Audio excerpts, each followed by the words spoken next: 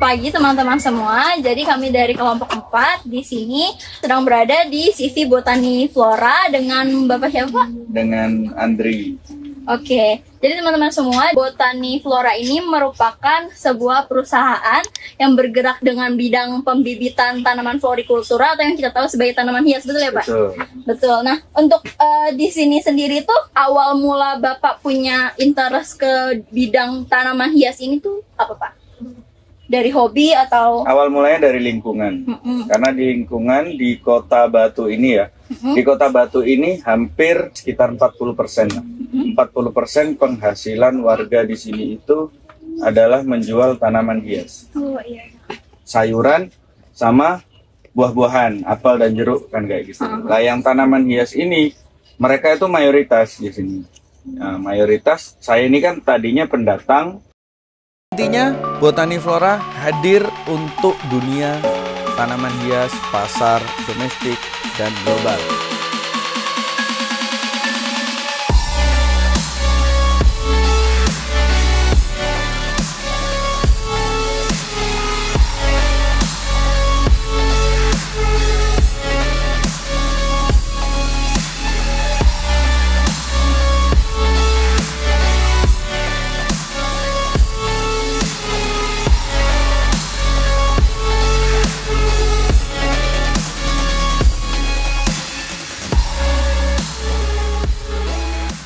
Pendatang di sini dan kerja di salah satu perusahaan hotel di sini. Lalu saya bergabung dengan lingkungan, dengan kawan-kawan pemuda sama orang-orang tua di sini.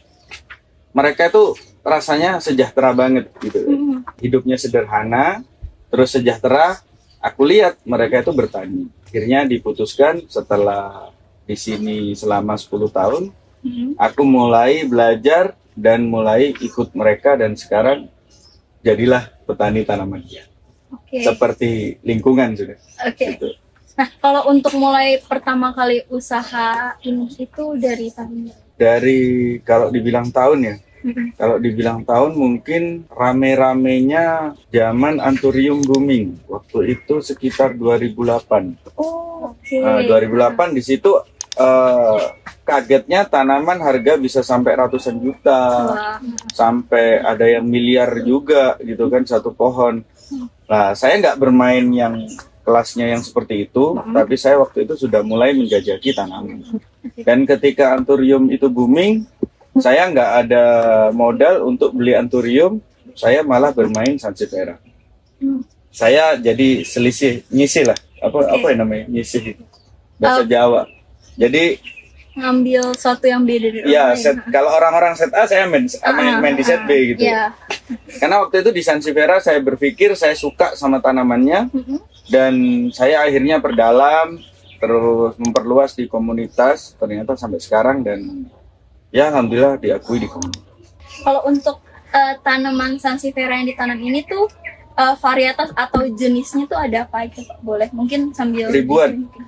Ada ribuan, di sini ada ratusan mungkin ya. Kalau kita ngomongin jenis, ini greenhouse kebetulan kalian berada di greenhouse sansevieria.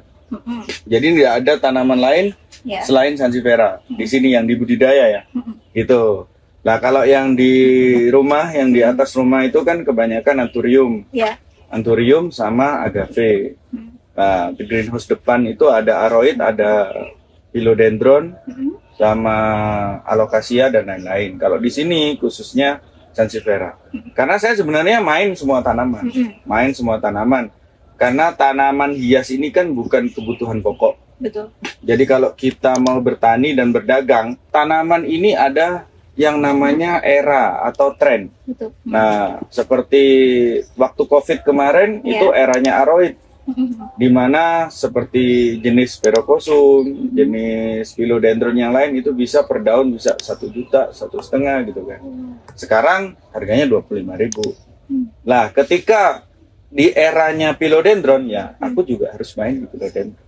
Tapi kalau di sansevieria di greenhouse ini, aku sudah 15 tahun lebih. Karena sansevieria ini tanamannya lama, lama tumbuh. Jadi dia punya era ngetrennya itu di jenis aja di dalam Sansevieria, seperti eranya Green Mall Variegata. Ya, Green Mall Variegata itu 2 tahun lalu satu pohon itu harganya bisa 700.000. Sekarang sudah mulai di harga 200.000. Nah, sekarang eranya yang mahal adalah era yang daun-daun keras begini. Nah, itu dulu sudah pernah ngetren.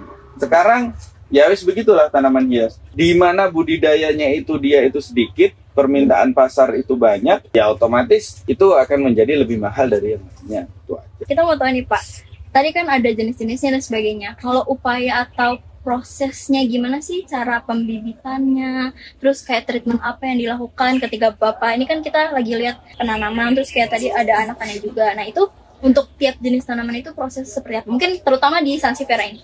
Ya, beda-beda ya. Sansevieria itu juga bisa generatif sama vegetatif. Kalau generatif itu otomatis dari biji. Jadi Sansevieria itu nggak ada yang buang. Ini yang dari daun. Nah, jadi daun ditancepin, di stek. Nah, dia akan tumbuh. Nah, ini nanti bisa jadi individu sendiri gitu. Nah, kalau yang ini pohonnya itu sebenarnya gede kan. Tapi aku matikan pupusnya, nih pupusnya nih. Pupus itu titik tumbuh, tahu kan ya? Iya, iya. Nah, titik tumbuh yang awal, ini kan titik tumbuhnya ada tuh. Iya. Ya kan, titik tumbuhnya kayak ini itu titik tumbuh ya kan? Iya. Meristem. Iya, iya. Meristem kenal kan? Nggak kenal tanya Google guys. Nah, meristem itu dibunuh dia itu atau dimatikan. Jadi meristemnya dimatikan. Akhirnya kalau Sansevieria itu kalau titik tumbuhnya mati, dia akan beranak. Kalau titik tumbuhnya nggak mati, dia akan nambah daun terus. Nah, karena jenis-jenis daun keras seperti ini, silindrika begini, kalau selama pupusnya dia jalan, dia bisa beranak tapi jarang. Karena memang ini niatnya diperbanyak, niatnya dibudidaya. Berarti intinya itu dengan cara cepat, aku matiin pupus. Kalau pupusnya mati, dia beranak. Jadi Sansevieria ini susah matinya. Ketika pupusnya mati, dia akan beranak. Dia akan regenerasi terus. Jadi nggak ada batasan ya, nggak ada batasan. Selama dia bisa terus beranak dan tidak masa menopause-nya itu juga lama banget. Bisa sampai 20 tahun ya terus begini. Jadi nanti dari anaknya dipotong. Nanti kalau induknya sudah tua, salah satu anaknya dijadiin induk. Gitu lah, kayak ini. Ini beranak. Ini kan aku panen nih. Yang ini itu aku panen. Ini sudah aku ambil. Nah, ini di bekasnya stolonnya anaknya dia beranak lagi. Nah, nanti kalau aku potong di sini, dia nanti akan beranak lagi di sini. Jadi makin lama itu makin banyak. Disitulah keuntungannya tanaman hias. Jadi kalau Sansevieria ini belinya atau nanamnya pertama sekali aja, panennya berkali-kali. Aku kan selalu bilang ngajarin sama teman-teman juga, di tanaman hias itu belinya mahal, jualnya murah. Tapi untung gitu. Tahu kan rumusnya? Iya. Belinya murah, belinya mahal. Awalnya mahal. Belinya mahal aku. Seperti PCI itu yang di rumah biji, yang kemarin di Semai, itu aku beli 15 juta. Terus aku jualnya 50.000. Tapi untung. Karena perjalanan kerja. Karena berkali-kali. Dan satu tongkol itu bisa 2.000. Tuh, lah kayak ini aku induknya beli 100.000 dan terus dia akan beranak lagi. Berarti panenan kedua, panenan ketiga itu sudah tinggal untungnya. Yang namanya variegata itu tidak selalu anaknya menjadi variegata. Mana bisa dibilang 60% lah ya. Seperti contohnya ini induknya nih variegata nih kan. Nah, satu anaknya variegatanya banyak. Yang satu hijau. Lah ini akhir nih. Nah, yang begini nih murah gitu. Bahkan bisa-bisa nggak laku. Biasanya pakai souvenir aja. Itu. Jadi tidak semua hasilnya itu bisa dipanen atau berupa langsung jadi kayak ini hijau nih. Bahkan kirim ke Taiwan. Kalau hari Senin kamu datang ke botani, hari Senin itu besok jadwalnya itu motongin akar yang mau dikirim ke botani ke Taiwan. Jadi memang dikirim tanpa akar. Ada persyaratan untuk ekspor? Ada, banyak. Sertifikat kah? Ya, ekspor itu syaratnya tanamannya sehat. Tanamannya sehat. Kedua, ada pengajuan surat izin menteri. Namanya surat izin menteri, namanya Kementan. Oke. Nah, setelah Kementan, baru kita ke karantina, bawa tanaman untuk cetak fitosanitari. Syaratnya yang isi di PTK itu yang sekarang. Apa maksudnya? Di karantina itu namanya kantor Badan Karantina Indonesia, bukan di karantina, bukan. Yang itu loh, C, kalau ada tanaman Ini diperiksa masuk nih, gitu. tanamannya diperiksa. Kalau ada hamanya ditolak. Tapi kalau nggak ada hamanya, ya udah kita cetakkan sertifikatnya. Gitu, bukan di karantina harus di seminggu gitu, nggak. Ya Indonesia namanya gitu memang. Nah ini kan salah nih. Ini tadinya kan bentuknya bagus. Kalau mempertahankan induknya harusnya dia beranak aku potong, biar induknya lurus.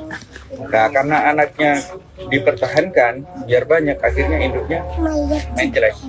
Sama kayak ibu kalau udah punya anak, kalau dipelihara ibunya sendiri, pasti ibunya yo sing mencelek ngono itu. Tapi kalau anaknya ini langsung dipisah, ya anaknya langsung dipisah, ini induknya akan lurus. Gitu. Karena kalau induk nempel anak itu sudah hukum alam. Induknya mesti berkorban untuk anaknya. Anaknya bagus, induknya makin jelek. Pasti itu. Iya. Nah, kalau anaknya ini lah kayak gini ya. Ini aku perah menjadi indukan. Nah, anaknya bagus. Nanti induknya ini berkurang nih daunnya. Nah, begitu. Tapi nih kalau anaknya dipisah, ibunya segar lagi nih. Gitu. Memang begitulah pengorbanan seorang ibu. Ada pengaruh dari faktor iklim nggak, Pak? Atau tanah kondisi misalnya kayak gitu. Kalau iklim, Sansevieria variegata ini sebenarnya di kota dingin kayak Batu ini kurang cocok. Kenapa tuh?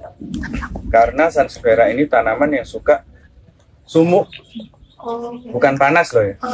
Panasnya matahari kalau Sansevieria itu ada yang jenis outdoor, ada yang indoor. Seperti yang keras-keras begini ini bisa nih outdoor, bisa untuk outdoor. Tapi dia itu lebih suka sumuk. Makanya aku di sini bikin greenhouse-nya lebih pendek. Karena aku memaksakan diri. Yang bagus ini Sansevieria daerah Surabaya, Sidoarjo, Gresik, daerah-daerah panas, gitu.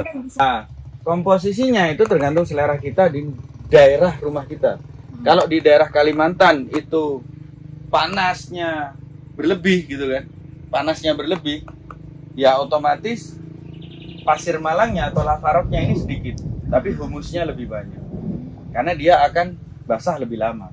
Tapi kalau di daerah Batu, daerah sini kan lebih cenderung dingin kan, nah lebih cenderung lembab, airnya susah keringnya, jadi lebih banyak pasirnya. Jadi kayak gitu. Jadi selera aja. Selain dari media tanam, baru kita perhatikan pohonnya. Nah pohonnya itu kalau tanaman hias itu, yang aku lakukan ini, aku menyemprot pestisida, fungisida, insektisida, pelekat, sama vitamin ini seminggu sekali. Gitu. Itu yang membuat daun-daunnya tanaman Sansevieria. Kalau kalian cari kayak hama cabuk putih di sini nggak ada kan? Kayak apa namanya? Jadi karena memang ini memang dijaga cukup seminggu sekali aja. Yang penting siramannya tepat. Biasanya kalau ada kena cabuk putih hama itu dia itu kurang cahaya, kurang air. Untuk penggunaannya itu dari awal semai atau dari beberapa hari? Dari induknya. Jadi selalu. Dan dosisnya itu mau anakan, mau yang sudah besar sama. Gitu. Sesuai dosis saja, sesuai dosis yang di kemasan. Ini skamnya skam sangrai. Yang ini sangrai. Kenapa pakai skam sangrai? Jadi skamnya disangrai kayak kopi. Nah kalau yang ini bukan. Nah ini untuk yang tanaman koleksi-koleksi yang harganya lebih mahal aku pakai, atau indukan aku pakai skam yang sangrai. Karena apa? Dia akan lama bertahun-tahun di pot ini. Nah kalau di skam yang nggak sangrai dia akan lapuk. ada masanya dia lapuk dan harus diganti. Kamnya disangrai, saya pakai humusnya pakai kelenteng, itu biji kapuk itu aku sangrai, dan petani juga jualan kan. Nah, itu yang aku teliti di UB itu. Nah, kayak gitu. I'm alone, I'm a broken home. I gave you all the bricks that I own and know. I'm letting go, I'm breaking these walls down, breaking these walls down. If you want adventure, then fly to home. But if you wanna travel, then go alone. Yeah, what's the point in us if I never know? Yeah, if you're gonna leave, I'ma let you go.